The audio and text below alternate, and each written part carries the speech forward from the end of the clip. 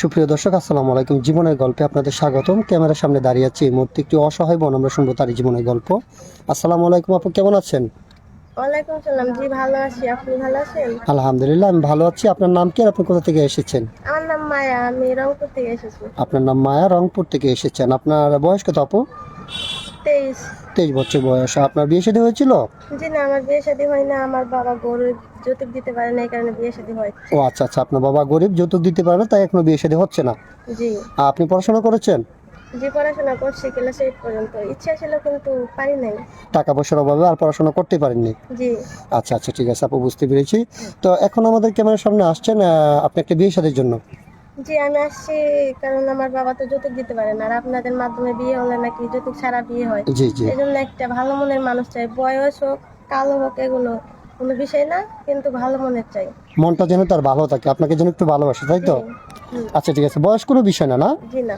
আচ্ছা আচ্ছা, ঠিক আছে, ইনশাল্লাহ সমস্যা না। আমরা চেষ্টা করবো। আমরা এই ভিডিও পাবলিক করার পর তো দেশ থেকে, প্রবাস থেকে শত শত ভাই আমাদেরকে নক করবে, হ্যাঁ। জি। এখন কথা হচ্ছে, অনেকের স্ত্রী মারা গেছে, স্ত্রী পরকে করে চলে যায়, আবার বাচ্চা কাচ্চা না, ওইরকম বয়সের ওইরকম কোনো ব্যক্তি যদি বিয়ে করতে চায়, বসবেন?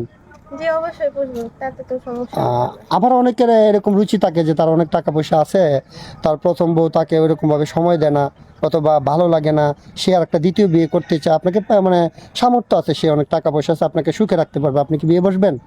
সমস্যা নাই, ছেলে মানুষ আছে, 4টা বিয়ে করতে পারে। সে জি জি। যদি চালাতে পারে তাহলে আমি থাকতে পারবো না কেন? হ্যাঁ, আপনি সুন্দর কথা বলেছেন। ইসলামের শরীয়তে আছে, যদি একটা পুরুষ ইচ্ছা করে 4টা বিয়ে করতে পারে, কিন্তু তার প্রত্যেকটা স্ত্রীকে তার সমান অধিকার দিতে হবে। জি। হুম। ইনশাআল্লাহ সমস্যা নাই। তো আপনার সাথে যোগাযোগ কিভাবে করবেন? আমার তো কোনো ফোন নাই। যদি যদি কেউ পছন্দ করে থাকে তাহলে আপনাদের মাধ্যমে যোগাযোগ করে আমার সাথে কথা বলবে। আপনার কোনো ফোন নেই? জি না, আমার কোনো ফোন নাই। না, এখন যুগে তো মোটামুটি আমরা যদি বলি যে মেয়েটার ফোন নাই, তাহলে কেউ বিশ্বাস করতে চায় না, সবারই তো ঠিক ফোন আছে, থাকে। বিশ্বাস করতে চাইবো না, কিন্তু এটা বাস্তব যে আমার বাবা কাজ করতে পারে না সেরকম। সপ্তাহে 2 দিন করে, 2 দিন করেন না। আর আমি এক ক্লাসে কাজ করি, অতি টুকটাক পাই, আচ্ছা আচ্ছা সংসার আচ্ছা, চালাই। ঠিক আছে আপু, বুঝতে পেরেছি। আপনাকে আর লজ্জা দেবো না ওইসব কথা বলে। তো সুপ্রিয় দর্শক, এই মুহূর্তে দেখতে পাচ্ছেন ডিসপ্লেতে একটি নাম্বার। যদি কোনো ভাই এই আপুটির দায়িত্ব নিতে চান, ওনাকে বিয়ে শাদী করতে চান, ডিসপ্লেতে আমাদের নাম্বার দেওয়া আছে, এই নাম্বারে ইমো হোয়াটসঅ্যাপ আছে। ওনার একটা ছবি স্ক্রিনশট মেরে পাঠিয়ে দিয়ে আমাদেরকে ভয়েস করবেন, আমরা আপনাদের সাথে যোগাযোগ করব। কেউ অযথা অডিও কল, ভিডিও কল দিয়ে আমাদেরকে বিরক্ত করবেন না, তাহলে আমরা ব্লক মারতে বাধ্য হব। আচ্ছা আপু, এখন কথা হচ্ছে, আমি একটা কথা আপনাকে বলি। কোনো প্রবাসী ভাই যদি আপনাকে বিয়ে করে দেশে রেখে উনি আবার প্রবাস চলে যায়, আপনাদের সুখের জন্য তো যাবে, হ্যাঁ।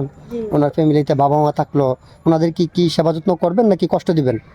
না, কেন কষ্ট দেব? কারণ বিয়ের পর তো স্বামীর বাড়িতেই থাকা লাগবে সারা জীবন। তার মা বাবাকে আমার নিজের মা বাবা ভেবেই থাকতে হবে। হ্যাঁ ইনশাআল্লাহ, অবশ্যই। আপনি সুন্দর কথা বলেছেন। নামাজ কালাম পড়েন তো আপনি? জি, করি। নামাজ কালাম পড়েন। আচ্ছা ঠিক আছে আপু, আপনি ভালো থাকবেন, সুস্থ থাকবেন। আল্লাহ হাফেজ।